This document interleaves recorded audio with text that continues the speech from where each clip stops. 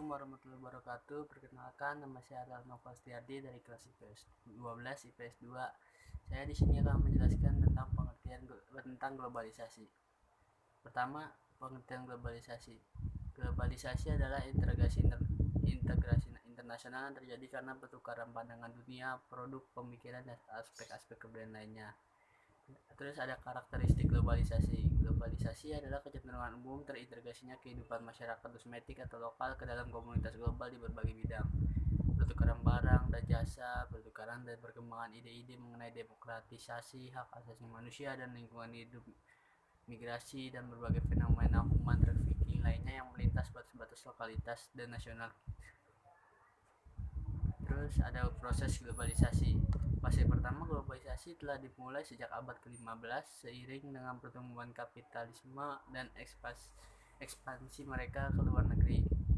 Proses globalisasi juga telah dimulai sejak terjadi penaklukan sebuah negeri atas Asia, Afrika, dan Amerika Latin, serta pendudukan bangsa kulit putih atas tanah di Amerika Utara dan Australia. Fase kedua, globalisasi dibangun pada era imperial trade atau perdagangan antara kaum penjajah. Perdagangan antar negara di Eropa selanjutnya dengan Amerika merupakan serangkaian kerjasama lokal dalam satu kawasan untuk mendukung kekuatan dominan dalam kawasan tersebut.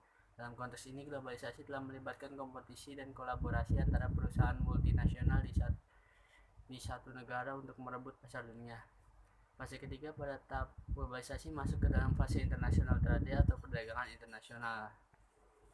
Terus ada faktor pendorong globalisasi. Faktor eksternal, sistem keuangan internasional yang liberal, kemajuan dalam bidang pengetahuan dan teknologi, kerjasama atau hubungan antar negara, sistem perekonomian negara-negara yang terbuka. Terus ada faktor internalnya, kebebasan pers atau media, munculnya berbagai lembaga politik, ketergantungan semua negara terhadap negara lain, berkembangnya cara berpikir dan semakin majunya pendidikan masyarakat. Terus ada teori globalisasi. Teori ini mengatakan bahwa era globalisasi ditandai dengan adanya sebuah perkembangan dalam bidang komunikasi, misalnya yaitu dengan munculnya telepon atau televisi. Kemudian akan diakhiri dengan kesadaran masyarakat secara global mengenai hal tersebut.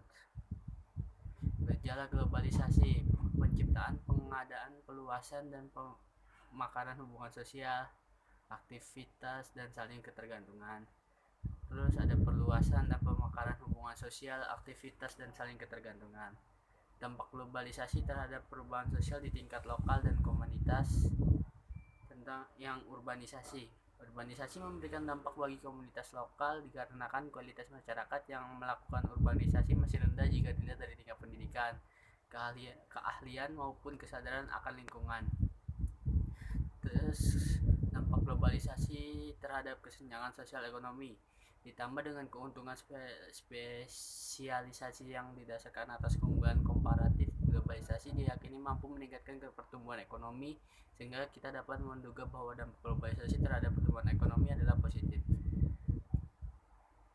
Terus ada dampak globalisasi terhadap pencemaran lingkungan alam, seperti kesadaran manusia akan mulai tercemarnya lingkungan hidup mereka, munculnya teknologi canggih ramah lingkungan, munculnya organisasi-organisasi pencinta alam yang senantiasa menjaga dan menyebarkan pengaruh terhadap kesadaran menjaga lingkungan.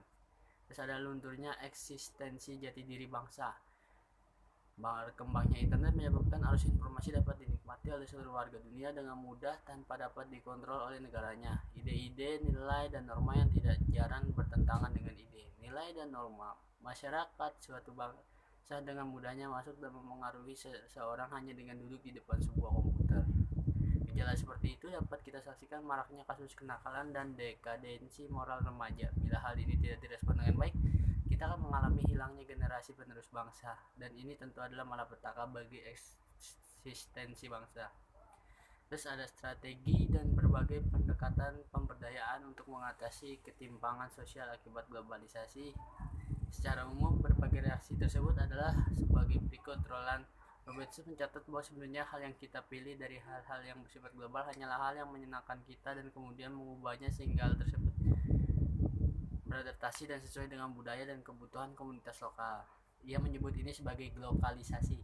Kita dapat mencampur unsur-unsur global untuk menghasilkan penemuan baru dari hasil penggabungan itu. Terus ada permasalahan sosial akibat perubahan sosial di tingkat lokal atau komunitas disebabkan globalisasi. Globalisasi yang terjadi saat ini sangat memengaruhi kehidupan manusia baik secara positif maupun negatif. Berkat globalisasi, teknologi mengalami perkembangan yang signifikan. Kita dapat berkomunikasi jarak jauh hanya dengan jari di smartphone. Informasi juga bukan lagi hal yang mahal atau sulit untuk didapatkan karena internet menyediakan semuanya. Tapi di sisi lain, globalisasi memberikan pengaruh negatif terhadap masyarakat. Globalisasi dan dampak ketimpangan sosial di masyarakat. Ketimpangan sosial dapat diartikan sebagai adanya ketidakseimbangan atau jarak yang terjadi di tengah-tengah masyarakat disebabkan adanya perbedaan status sosial, ekonomi, ataupun budaya. Ketimpangan sosial dapat disebabkan oleh adanya faktor-faktor penghambat sehingga mencegah dan menghalangi seseorang untuk memanfaatkan akses atau kesempatan-kesempatan yang tersedia. Sekian dari saya, kurang lebihnya mohon maaf. Taufik walhidayah. Wassalamualaikum warahmatullahi wabarakatuh.